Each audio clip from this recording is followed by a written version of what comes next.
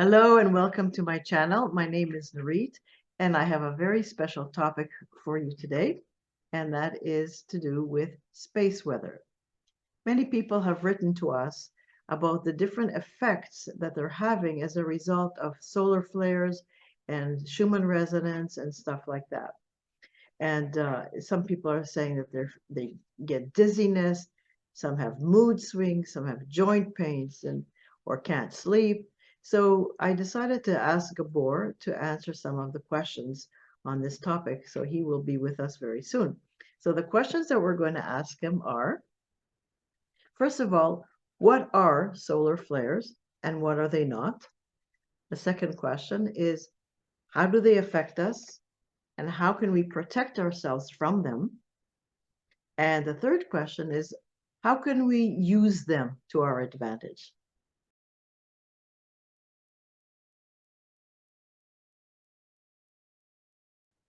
So without further ado, here is Gabor. Well, hello, Gabor. Thank you for joining us today. So let's get started. And if you can please, first of all, start with what are those solar flares and what are they not? Well, first of all, I'm here without further ado, whatever that means. No ado for you. No ado for you. Okay. Let's get serious. Well, these solar flares, what are they? I believe they are scalar waves.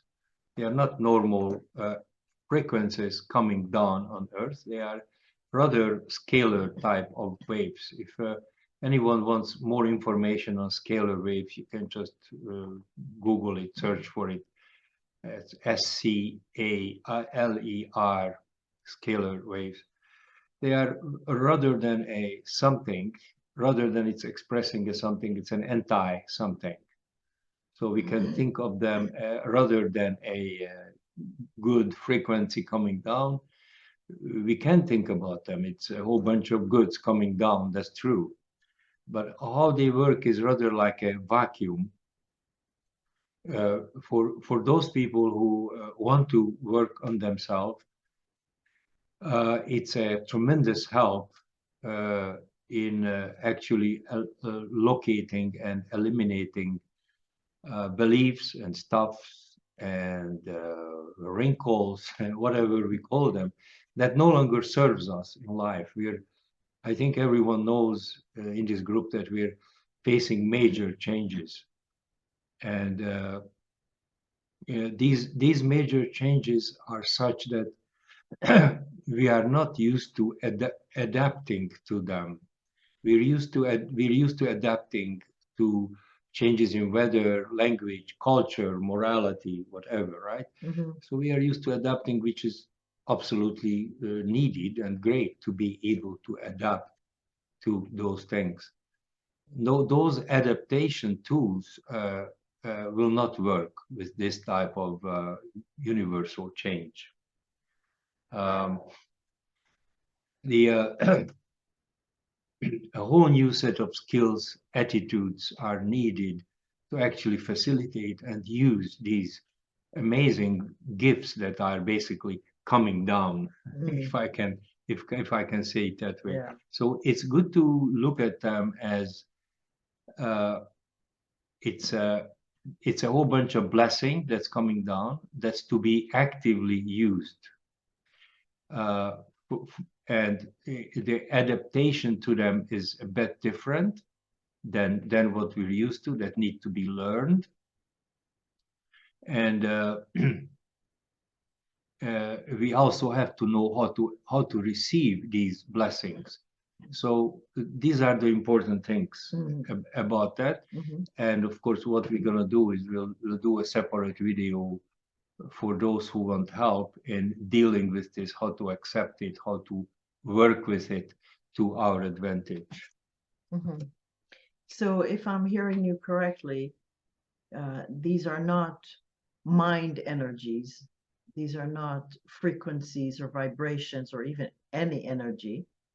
You say it's like more like an antimatter or a non-matter, and they are not part of our habitual, regular mental syntax. So adapting to them through our regular ways, spiritual or otherwise, like meditation, chanting, or what have you, may not result in permanent benefits. Is that correct? That's right. That's right. So we need different tools, a whole different game. It's a whole different game here, is what you're saying. That's right. A whole different game requires a whole different bunch of adaptation. They adapt to universal changes. We are not adapting to changes in the mind. To handle this with the mind is not effective, because this type of universal influence is encourages us to adapt to universal changes, not to the mind changes. So by all means, we can calm the mind by meditation. We can do all those things that are beneficial to us, but it will not serve as adaptation to these changes. That requires a whole different set of skills. They are not difficult, and certainly we will demonstrate them. Okay.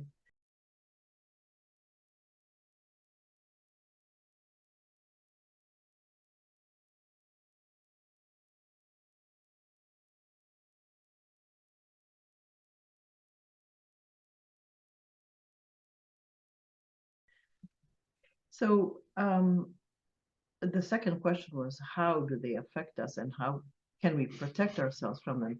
Because as I said a few minutes ago, people are very sensitive to them. We were in the beginning. Now we've started to apply the tools that you're going to be showing us at some point.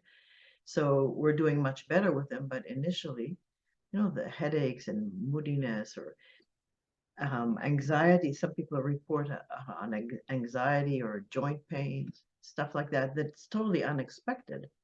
And then they look at the graph that's behind us here, and they see, oh yeah, there's the red, there's a green, there's a white, all those colors. That's probably what's causing it. So right. How do we protect ourselves from it? Yeah. Well, well, how we protect ourselves from them is we can't.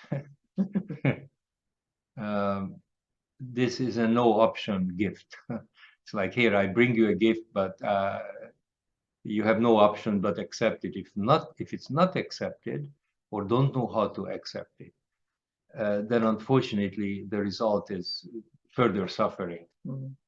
So basically what you're saying is resistance to them perhaps is what is bringing about the negative feelings. Could that be? Is that yes, correct? resistance to them is automatic, because not because we're resisting. We're resisting because we don't know what to do. We don't know what to do with this type of change. It's a different type of universal change. Is a different type of change than a mental change. We're used to shifting and adjusting to mental shifts. And yes, I know people are complaining about pains and stuff like that. I've also had some feedback where people are in extreme pleasure. So it goes into this pain pleasure type of thing. And it's very important to know that it's a gift, but it's not an option. And it sounds really weird that it's a gift, but it's not an option. It affects everyone. And we are absolutely encouraged to receive this gift. We have to know how to receive this gift. We can only receive it through through universal intelligence, which is represented by the body, not by the mind. So you're saying it's not optional, it's here. Might as well like it or not, here it is. And what would be the best attitude before we get into the how to some more about the intelligence of the body?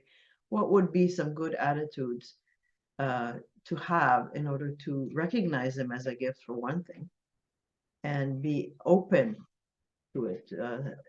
There's a whole new paradigm coming forth or started to Yeah. come forth, and what can we do to best to have a good attitude about it and to be open to receiving it. Well, just by knowing that it's a no option gift, it's a good start. And it's also very good to have a clear intention. The universe responds to intentions on many different levels. You can just say to yourself, and when we do the exercise, you'll be encouraged to do that. And my intention is to receive it. My intention is to benefit from it. My intention is to make the appropriate universal changes that I need. My intention is to collapse anything that's within me that preventing me from using this type of blessing. Yeah, that's wonderful. So those are the attitudes. It's crucial to have that kind of attitude. If the attitude is of fear or ignorance or something like that, then of course the suffering keeps on happening. I'm glad you mentioned the word collapse, because my understanding is that the exercise that you've created for this process, in order to be able to receive this and align ourselves with what is happening, so that we can be ushered easily and effortlessly and painlessly into the new paradigm. You call it C.A.R.E, collapse and replaced. Right, that's the exercise that we do. Yeah. Yes. We have that as an exercise in our teaching methodology, and for the purpose of this, we'll do a short version, which could be used immediately for people, and we'll do it as a separate video, I think. Yeah. Yeah. It's a guided. It's not a meditation, but it's a guided practice that you can just follow as Gabor is speaking it, and you can do it yourself. And I do it regularly, and I find that the more I do it, the more I prevent some of the side effects, like the dizziness and all of those. Yeah. Can you speak a little bit more about that? About the C.A.R.E. C.A.R.E, about the C.A.R.E. Okay. For example, Yeah. You said before that the focus is on the body, because that's where the body is a replica of the universe, and it is run by the intelligence of the universe. Right. So can you say more about that? Yeah. Well, you already started it on the right foot. I've been with you for a while. When a universe is sending a gift or sending a helping hand or whatever we call it, and it's good to think about it that way. It can only be received with the appropriate knowledge. It's a universal intelligence gift, can only be received with universal intelligence. So where is that? Where do we reach for universal intelligence? Certainly not to the mind. And we live in a society that utilizes the mind only. We live in a society that even in spirituality, they utilize the mind only. They calm the mind, they clean the mind, they do all kinds of stuff. That's not what we're talking about. The universal intelligence, if you want to get in touch with it, the way to get in touch with it is to get in touch through the body. Universal intelligence runs the body. Our mind couldn't run the body for 1 second, right?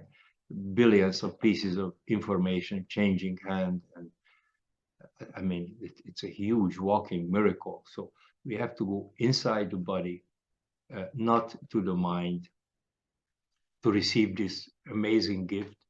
So that will make the changes much, much easier. Yeah.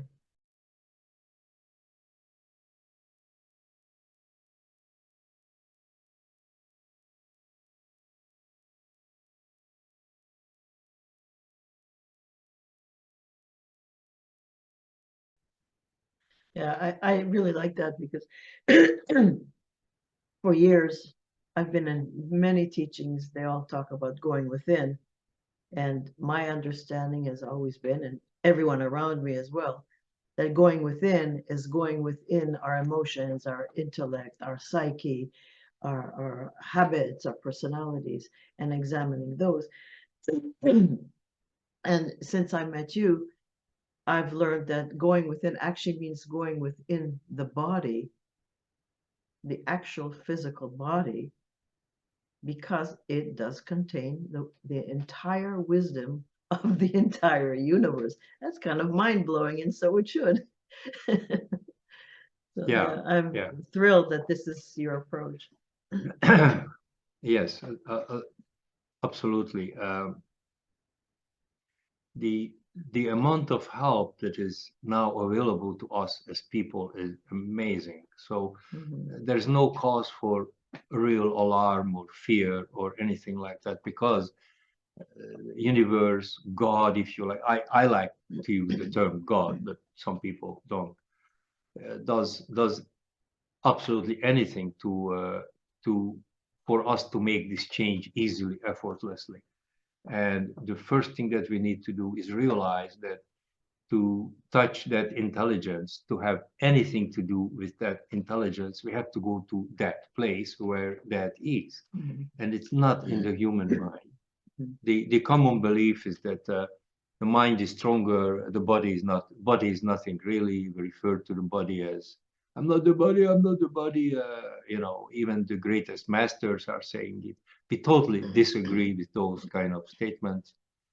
We're not saying that we are the body. I'm just saying that that approach towards the body is really bad. Mhm. Uh, Yeah, many say that because the body is temporary, it's not worthy of our attention. yeah, And we since I've been with you, I've found that to be the exact opposite. we're using human logic to draw a conclusion, Yeah. when in fact everything that's being given to us now is far, far, far from human logic. So Yeah. most importantly is that in order to reach the intelligence of the body, you don't need to do anything except reach the intelligence of the body.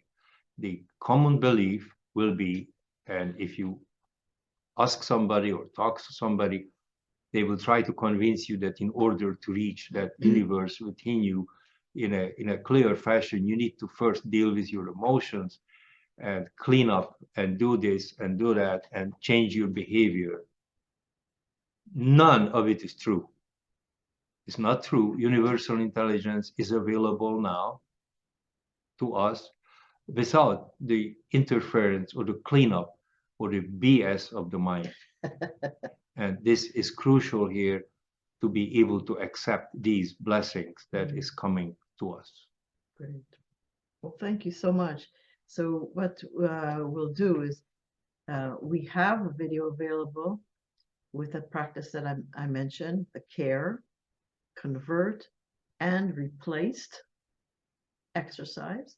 And if you're interested, if you like what you heard, first of all, you can click like. It doesn't cost anything. And if you want to learn, if you want to get the help that is needed right now by following this exercise and experiencing it for yourself. Theory is useless unless it's experienced. I've learned that the hard way. So if you want to experience that for yourself, send us an email to info@gaborharsanyi.com. It'll show you in the bottom here. And let us know. The video is free. And just send us an email requesting it, and we'll be happy to send it to you. Yeah. The reason we do the separate video, I think, is because we will want to encourage you to use that video frequently, preferably several times during the day. Uh, during times of discomfort, yes, and most importantly, frequently during times that there is no discomfort. Like reminds me of what President Kennedy says, that I think I don't know who said it first, but the time to repair the roof when the sun is shining. So we want to practice and accept these things while we are not in discomfort. Okay, well, thank you so much. And thank you all for watching. And hopefully you'll receive the video and find that it helps you in your experience of this big change as as it has helped us. So, thank Yeah. you and all the best. Thank you, guys. Bless you.